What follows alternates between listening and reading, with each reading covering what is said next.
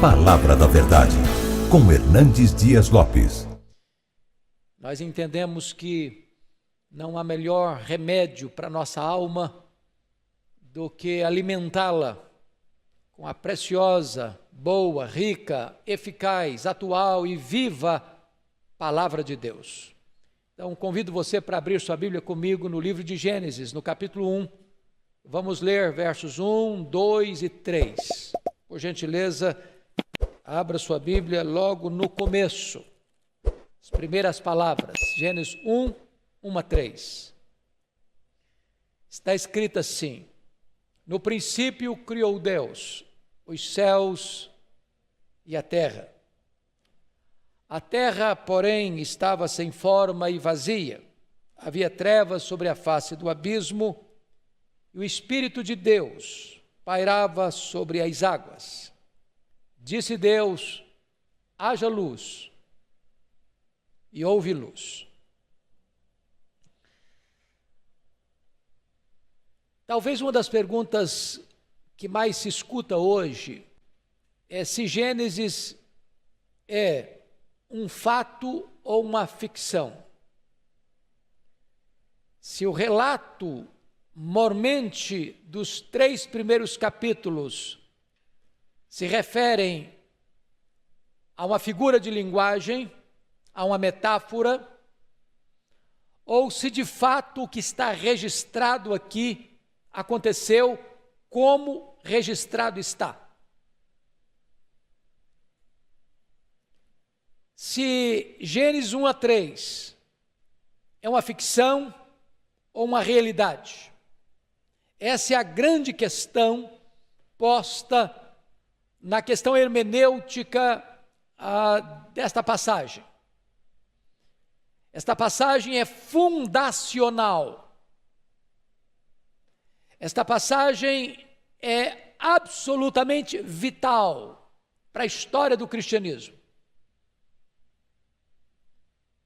Se você negar a historicidade de Gênesis, você terá que jogar fora o restante das Escrituras. Se você não crer na literalidade de Gênesis, então você colocará em xeque a integridade das Escrituras.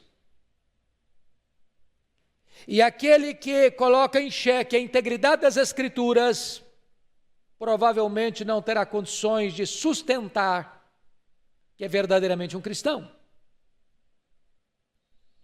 Hoje eu gostaria de pensar com você, primeiro, à guisa de introdução, antes de entrarmos na exposição dos 3 versículos lidos, naquilo que eu chamaria de a absoluta necessidade do livro de Gênesis.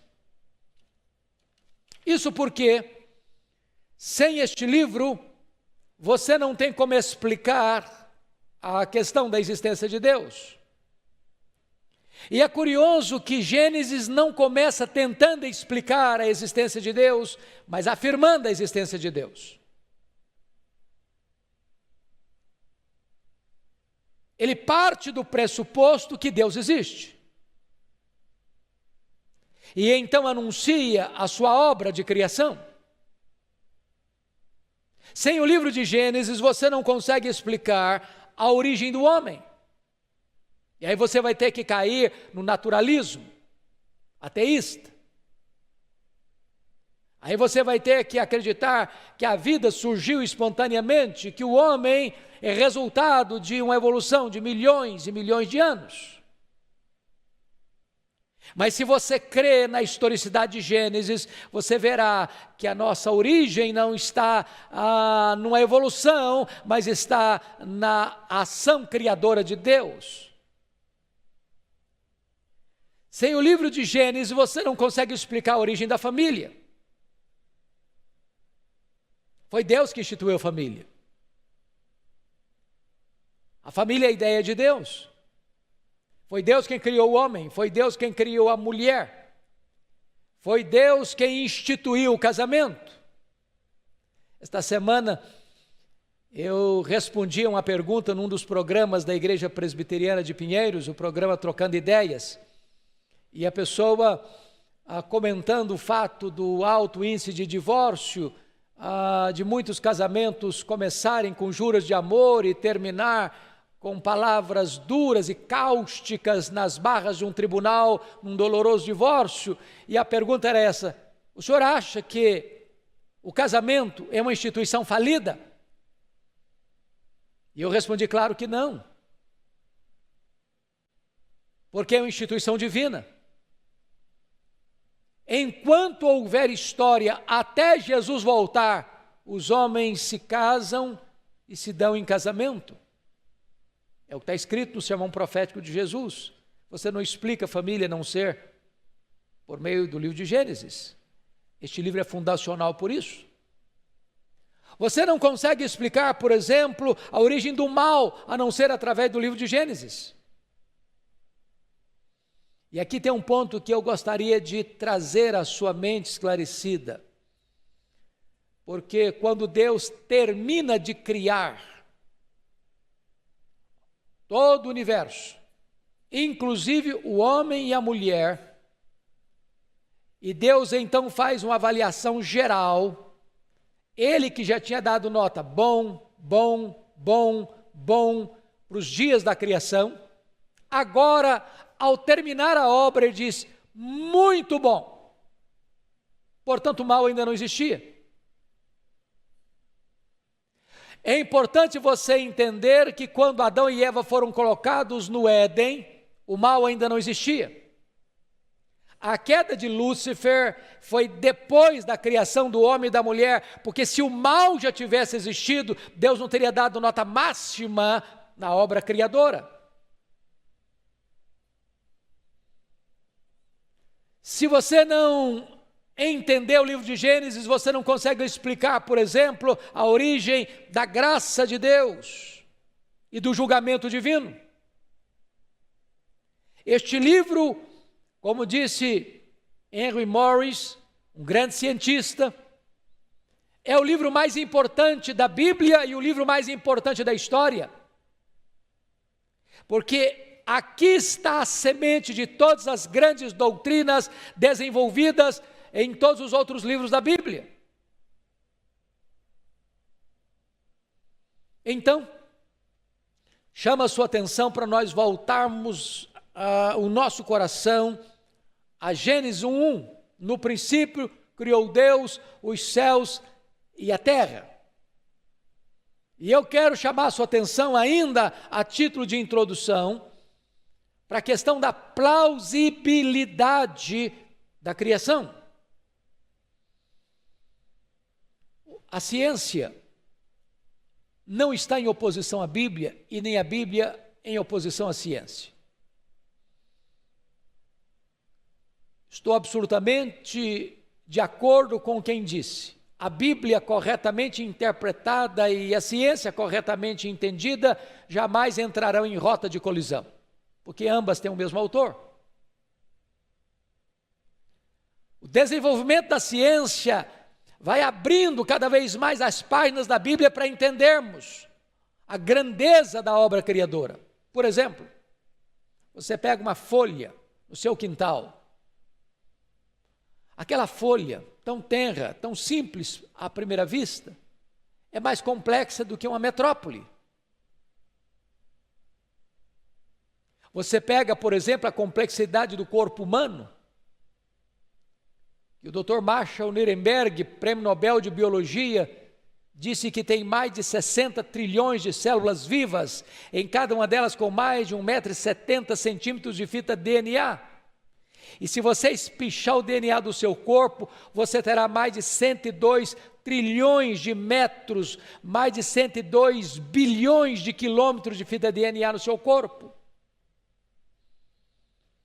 Então você não é produto de uma evolução porque Deus plantou em você os códigos da vida, a cor da sua pele, a cor dos seus olhos, o seu temperamento.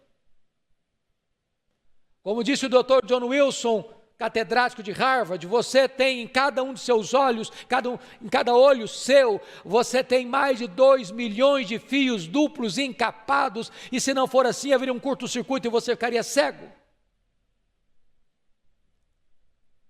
A criação é extremamente complexa. E quanto mais o homem avança na ciência, mais ele percebe a grandeza insondável de Deus e mais ele admira a obra criadora de Deus. Portanto, quando Gênesis abre o seu registro, no princípio criou Deus os céus e a terra. Já de início, esta afirmação fundacional reprova algumas correntes de pensamento vigentes nos nossos dias. Por exemplo, a questão do naturalismo. Os homens tentam banir Deus. Banir Deus. Darwin tentou banir Deus, dizendo, não, eu tenho explicação para a vida.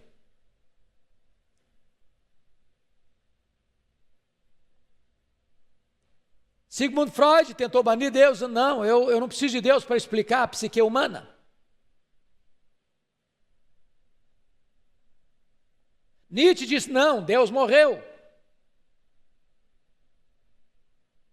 Richard Dawkins vem e diz, não, Deus é um delírio.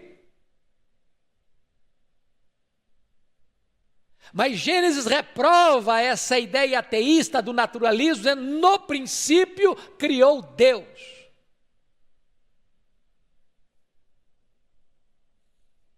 Mas Gênesis 1 reprova a geração espontânea. O mundo não pariu a si mesmo. O mundo não deu à luz a si mesmo. A vida não surgiu aleatoriamente, porque vida só procede de vida. Ela não pode surgir espontaneamente. Isso é científico. Terceiro, Gênesis 1 reprova a ideia da teoria do Big Bang, que uma mega explosão produziu esse cosmos tão vasto, tão insondável. É claro que isso não se sustenta, porque você nota que não há uma casualidade na criação. Não há casualidade. Há propósito. Note comigo, nós estamos aqui no planeta Terra. Nós não estamos aqui porque uma explosão nos deixou aqui. Nós estamos rigorosamente onde deveríamos estar. Se nós estivéssemos mais perto do Sol, nós morreríamos queimados. Se nós estivéssemos mais longe do Sol, nós morreríamos congelados. Então não é o acaso que nos coloca aqui, mas a mão do Criador. Pensa comigo na lua faxineira do planeta Terra, você sabe disso. Não houver a lua, não haveria vida no planeta. Não houver a lua com as suas fases, não haveria as marés dos oceanos. E se não houvesse as marés dos oceanos, as nossas praias se encheriam de lixo e a vida seria impossível no nosso planeta. Não foi uma explosão, nem o acaso que deixou a lua na sua órbita, mas as mãos soberanas do Criador. Quando você vai para Gênesis 1:1, você também reprova a teoria evolucionista de Charles Darwin. Você sabe que Charles Darwin publicou o seu livro A Origem das Espécies em 1859. Exatamente no ano que chega ao Brasil o missionário Ashbel Green Simonton para plantar a Igreja Presbiteriana do Brasil. De lá para cá, a chamada teoria da evolução tem sido ensinada em escolas e universidades com uma verdade científica. Falta-lhe, entretanto, a evidência das provas. É preciso dizer que criacionismo não é artigo de fé, criacionismo é artigo de ciência. Que o mundo foi criado, a ciência hoje corrobora, afirma. O que nós cremos pela fé é que este mundo que foi criado por Deus. Mas mais do que isso, Gênesis 1:1 reprova o que nós chamamos hoje de evolucionismo teísta. E o que é o evolucionismo teísta? É a tentativa de alguns de fazer um concubinato entre a fé cristã e o darwinismo, afirmando que Deus criou pelo processo da evolução. Mas para eu aceitar esta ideia do evolucionismo teísta, eu terei que subscrever que Gênesis 1, 2 e 3 é uma metáfora e não um relato histórico. E se eu olhar para Gênesis 1, 2 e 3 como uma metáfora, como uma ficção, como uma novela, e não como um relato histórico, eu terei que jogar para fora, na lata do lixo, todo o restante da Escritura. Porque o registro da criação como um fato histórico está presente em todos os demais livros da Bíblia, no Pentateuco, nos livros históricos, nos livros poéticos, nos livros proféticos, nos evangelhos, no livro de Atos, nas cartas de Paulo, nas cartas de Pedro, nas cartas de João e no Apocalipse. Então, com esse pano de fundo, eu gostaria que você olhasse comigo o texto. Gênesis 1, 1 a 3. Quando Moisés escreveu Gênesis e diz, no princípio criou Deus os céus e a terra, ele está partindo do pressuposto que Deus existe. Ele não explica, ele afirma. Então ele combate aqui o ateísmo. Quando ele afirma que no princípio criou Deus os céus e a terra, ele combate ao mesmo tempo o politeísmo, a crença em vários deuses. Porque embora Deus se apresente aqui como Elohim, Bereshit bara Elohim, que é uma palavra plural, para revelar a pluralidade do ser único de Deus, o Deus Pai, o Deus Filho, o Deus Espírito Santo, o verbo vem no singular, criou. Ele não está falando de deuses, ele está falando do único Deus, que consiste em 3 pessoas distintas, o Pai, o Filho e o Espírito Santo. Isso nega, portanto, o politeísmo. Terceiro, o simples fato de Moisés afirmar, no princípio criou Deus os céus e a terra, ele nega o panteísmo. O que é o panteísmo? É a ideia de que tudo é Deus e Deus é tudo. É uma confusão entre o Criador e a criatura, como se o Criador e a criatura fossem a mesma coisa, e não, o Criador existia antes da criação. Porque está escrito, no princípio criou Deus os céus e a terra. Os céus e a terra tiveram um princípio, tiveram um começo, mas Deus que criou os céus e a terra já existia antes do princípio, portanto ele é eterno.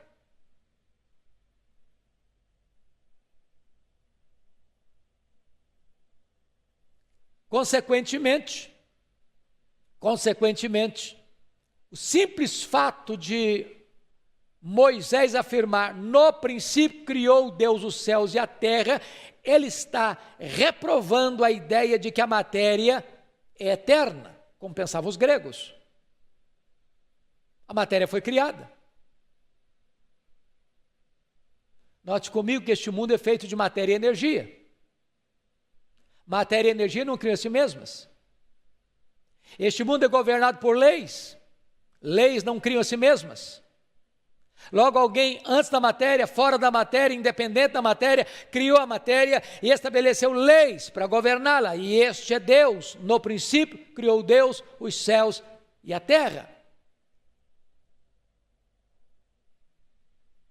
Dito isto, então vamos entrar um pouco mais no versículo 1 e perguntar: qual foi o tempo da criação? E o texto diz, no princípio. Notem comigo algo muito importante aqui. Antes do princípio, não tinha tempo, nem história. Antes do princípio, tem eternidade. Logo, a criação é feita nessa dobradiça entre a eternidade e o começo do tempo. A criação não é eterna, porque eterno só Deus o é. No momento em que o relógio bate o primeiro segundo, dando início à história, aí entra a ação criadora de Deus. Quando diz, no princípio criou Deus os céus e a terra, esse é um texto que traz o resumo da obra toda, dos 6 dias da criação. Nos 6 dias da criação, Deus criou os céus e a terra, e Ele está dizendo que isso é no princípio.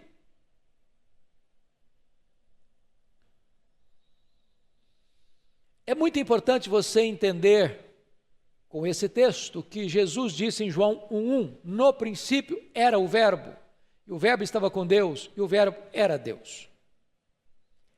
Por que é importante você entender isso? Porque você precisa compreender a questão do tempo e da eternidade. Eu li um livro em 1978 que foi um desafio para mim, porque o livro não é fácil de ler, mas é importante ser lido. As categorias de Aristóteles. E o pensador grego disse que você e eu só conseguimos entender algumas coisas dentro de categorias humanas, de tempo, de espaço, de tamanho. Eu entendo um pouquinho de tempo, de eternidade não. Eu explico. Se você subtrair um dia de 1 milhão de anos, você não tem literalmente mais 1 milhão de anos, certo? Óbvio, claro.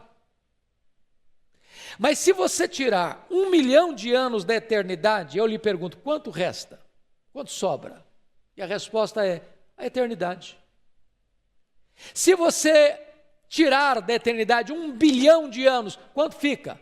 A eternidade. Logo, a eternidade não é tempo. Logo, você e eu não entendemos bem o que é eternidade. Sabe por quê? Porque a eternidade é um atributo exclusivo de Deus. O Deus que é eterno, no princípio, criou os céus e a terra. Mas quem é o autor da criação? Está escrito, no princípio criou Deus. Deus. Se você diz que no princípio criou Deus, você está fazendo algumas afirmações sobre Deus. Primeira, esse Deus tem que ser eterno. Eterno. Porque se ele fosse temporal, como a criação o é, ele teria que ser criado.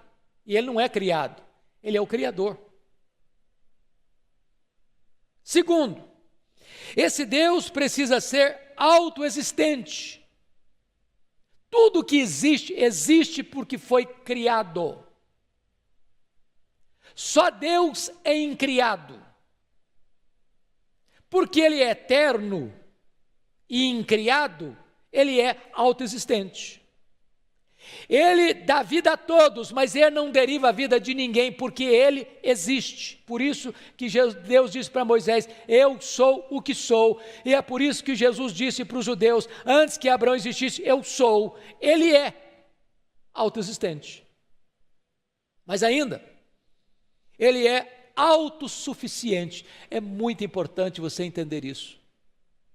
Deus não precisava de criar o universo para ser Deus. Ele já era Deus antes da criação, nos tempos eternos, em perfeita e harmoniosa relação entre o Pai, o Filho e o Espírito Santo. Ele não só é eterno, Ele não é só autoexistente, Ele é autossuficiente. Ele não deriva glória da criação para ser Deus, Ele já era Deus antes de criar todas as coisas. Mas vamos olhar agora um outro ponto, no versículo 1, no princípio criou. E vale a pena destacar o verbo aí, porque este verbo aí na língua hebraica é o verbo bará. E bará é um verbo específico que só pode ser usado para Deus.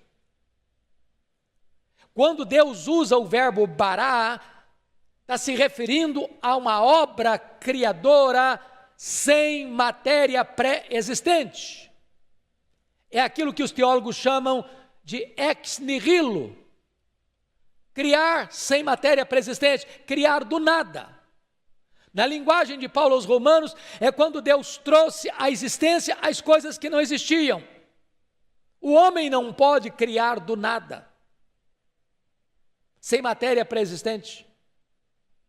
Pois este universo foi criado por Deus sem qualquer matéria pré-existente.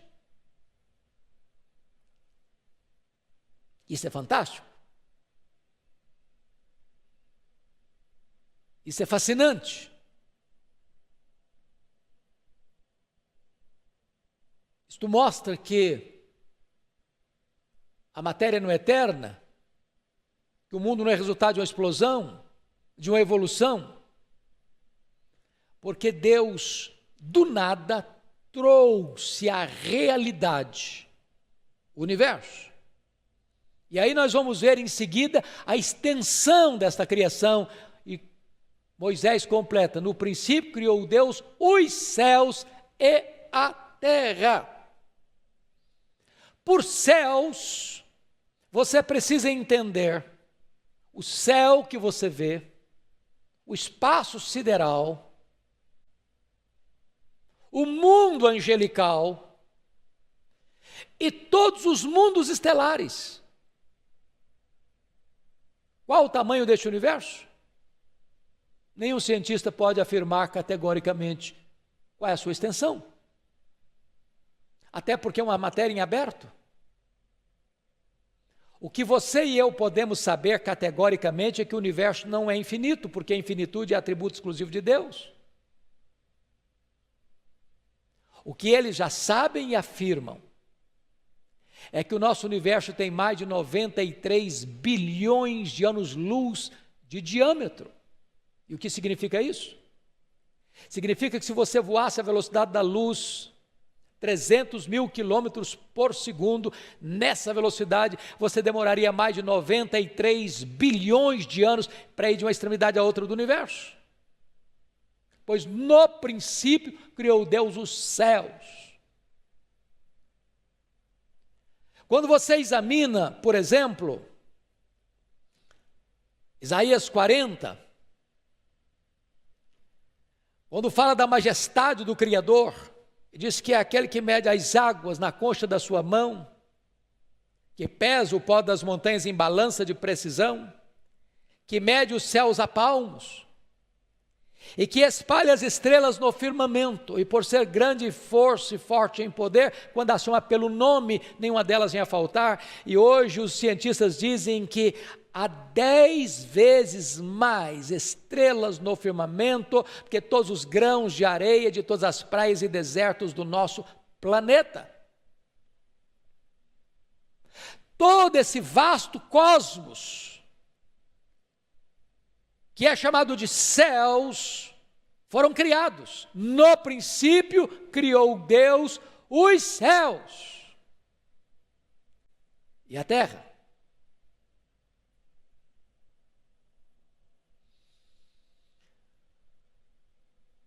Então você não é fruto de uma evolução, e nem o chão que você pisa é fruto de uma evolução, nem a última estrela da última galáxia do planeta é fruto de uma evolução ou de uma explosão, mas fruto da obra criadora de Deus. Mas eu gostaria ainda de, à luz desse texto, olhar com você que a criação é obra do Deus Pai, é obra do Deus Filho e é obra do Deus Espírito Santo. Se não, vejamos. Primeiro, versículo 1. No princípio criou Deus os céus e a terra. É uma referência ao Deus Pai. Depois você nota no versículo 2, confira comigo: a terra, porém, estava sem forma e vazia, havia trevas sobre a face do abismo, e o Espírito de Deus pairava sobre as águas. É uma referência ao Deus Espírito Santo, que energizava esta primeira fase da criação. Envias o teu Espírito e assim renovas a face da terra, diz o Salmo 104, versículo 30. É o Espírito Santo também trabalhando na obra da criação. Mas olha comigo a segunda pessoa da Trindade, na obra da criação, versículo 3. Disse Deus, haja luz, e houve luz. Você sabe que Deus cria pela palavra do seu poder. E você interpreta esse versículo 3 à luz de João 1, versículo 3. Quando diz que o verbo, que existia antes do começo, no princípio era o verbo, e o verbo estava com Deus, e o verbo era Deus, ele estava no princípio com Deus, todas as coisas foram feitas por intermédio dele, e sem ele nada do que foi feito se fez.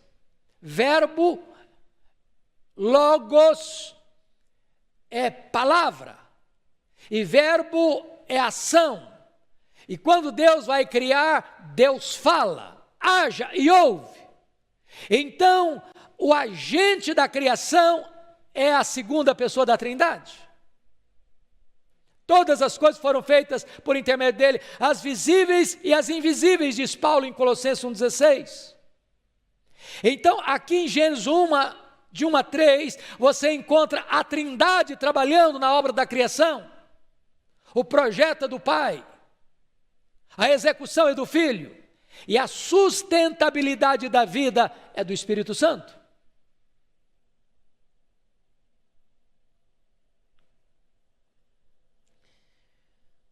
Desta forma, eu gostaria de concluir a minha fala, trazendo à sua mente esclarecida um ponto que é muito debatido hoje. Porque alguns estudiosos, normalmente depois de alguns grupos a quererem fazer um casamento entre o relato bíblico e o darwinismo evolucionista, tentam botar aqui entre o verso 1 e 2 a teoria do hiato. O que é a teoria do hiato? É de que a Terra teria se transformado sem forma e vazia depois de milhões, talvez bilhões de anos, com a queda de Lúcifer. Então, o que você veria a partir do verso 3 seria uma espécie de recriação, porque a primeira criação foi danificada,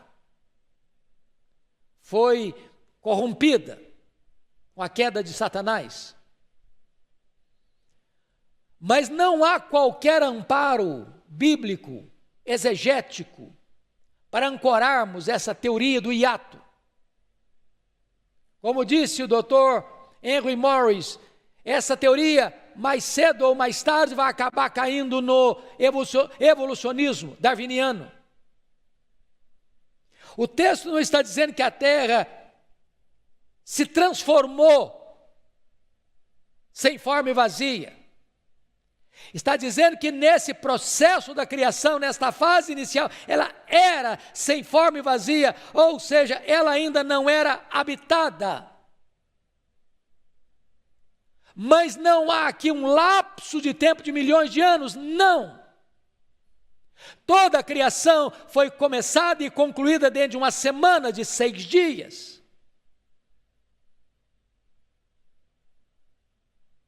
Nós não podemos usar a Bíblia contra a Bíblia para apoiar o evolucionismo. As duas coisas não caminham juntas, não se sustentam em casamento.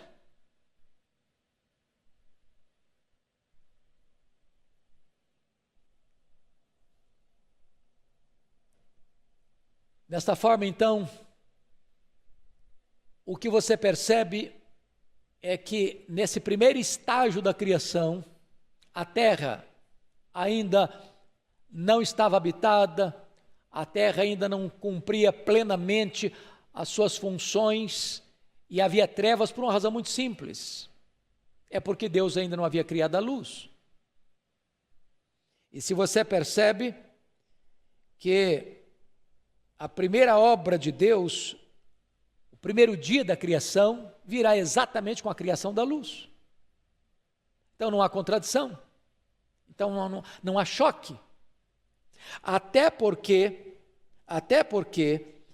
esse verbo estava nunca deva ser traduzido à luz desta análise exegética de Gênesis como se tornou. Ele não estava porque se tornou. Não houve um cataclisma universal aqui, como que então caiu Satanás e a terra foi corrompida e se tornou. Não, não é isso que o texto está dizendo. Não é isso que o texto grego do hebraico está dizendo. E eu fecho então a minha fala dizendo que o Espírito de Deus pairava, está escrito aqui, pairava por sobre as águas. E esta palavra pairar aqui é a mesma palavra de uma ave que está chocando os seus ovos, energizando-os para dar vida. É o Espírito de Deus que dá vida. Envias o teu Espírito e assim renovas a face da terra, ele ainda continua dando vida. É por isso que você vê o milagre da vida dentro de uma semente. O homem, com toda a ciência, ele fabrica um caroço de feijão, que tem gosto de feijão, que tem aparência de feijão, que tem as propriedades químicas do feijão, mas o homem não consegue botar vida ali dentro, porque vida só procede de vida, e Deus é o único autor da vida. Então, fechando, digo para você que estão aqui os 3 elementos principais da ciência: o tempo, o espaço e a matéria. O tempo, no princípio, o espaço, os céus, a matéria, a terra.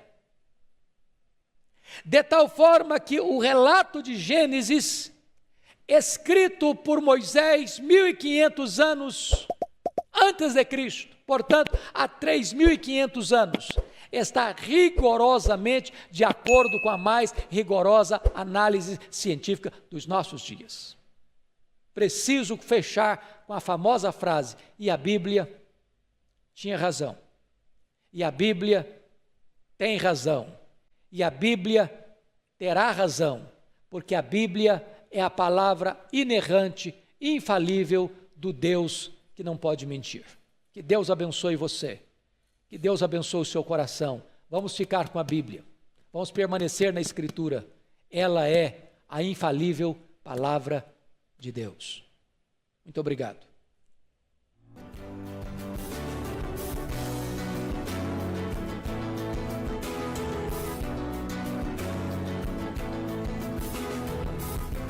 Palavra da Verdade, com Hernandes Dias Lopes.